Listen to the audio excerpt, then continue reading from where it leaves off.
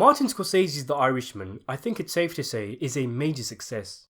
Despite having to jump over numerous hurdles, Scorsese has managed to craft a film that has become his best reviewed in years.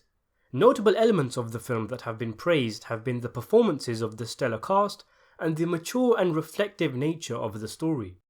Because of the de-aging VFX used in The Irishman to make the actors look younger for flashback scenes, no Hollywood studio was willing to make this incredibly expensive mob picture, the most expensive gangster film of all time by far.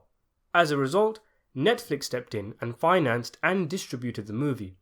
In fact, it wasn't just the CGI that stopped Hollywood studios financing the movie. As Scorsese told Entertainment Weekly, people just weren't interested in financing it, and that was before the CGI. No one would give us the money. But I really felt that De Niro and I had one more picture to make, at least, and he was really connected with the character. So it looks like we all need to stop blaming the CGI for the movie not getting a wide release in cinemas, because according to Scorsese, even before the de-aging CGI decision was made, incredibly, no film studio wanted to finance the picture. And personally, I think that it's just a disgrace, and a really damning indictment on modern Hollywood.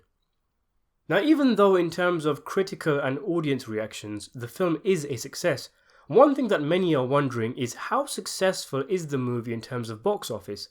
If it was released in cinemas, would it have made money?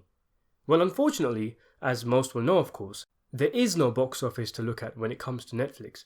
People don't pay for individual films, they pay for the monthly subscription, so there's no real way of knowing if The Irishman is a success or not.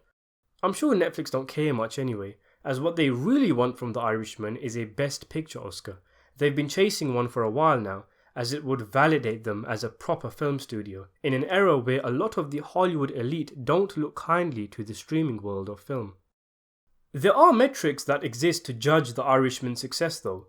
This info comes from Netflix themselves, and I'm not saying they would make it up if the reality would make them look bad, but you know what I mean when I say take it with a pinch of salt when any company releases their own statistics for all the world to see. The Irishman can be judged on how many people saw the film, how many people subscribed to Netflix in the run-up to the movie, and linking these two statistics to gauge the movie's success. For what it's worth, a lot of the art house theatres that screened The Irishman in the run-up to its theatrical release were sold-out viewings, and the movie earned $6.7 million from its limited cinema run. According to the streaming platform, The Irishman was a major success, with more than 26 million accounts streaming the movie in the first 7 days of its release, with over 13 million views in the first 5 days in the US alone. The figures were revealed by Ted Sarandos, Netflix Chief Content Officer. According to him, just over 26.4 million accounts around the world watched at least 70% of the film. Previously, the rating agency Nielsen estimated that the movie had secured 13.2 million views in its first 5 days.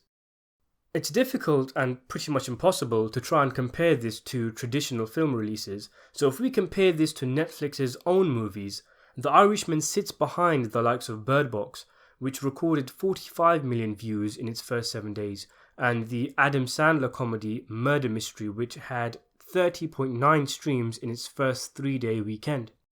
Netflix have estimated that The Irishman's figures will rise to 40 million by the end of the year, and even though the movie's figures don't quite hit the heights of Bird Box, it's still pretty damn good.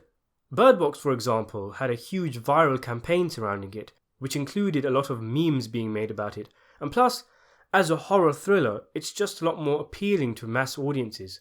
The Irishman, on the other hand, is 3.5 hours long, is very slow, has 70-year-olds as the leads, and is about death and growing old.